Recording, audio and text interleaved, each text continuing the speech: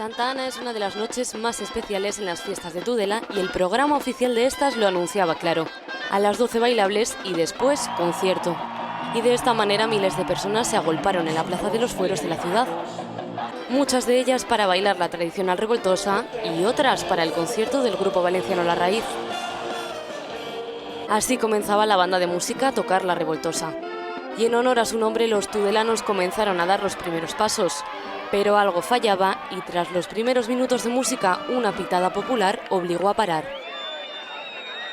El exceso de aforo y la rivalidad entre quienes iban a ver el concierto y quienes querían bailar en la plaza hizo que fuese imposible celebrar la revoltosa. Entonces han intentado correr, pero como la gente estaba ahí buscando el sitio para ver el concierto bien, pues imposible.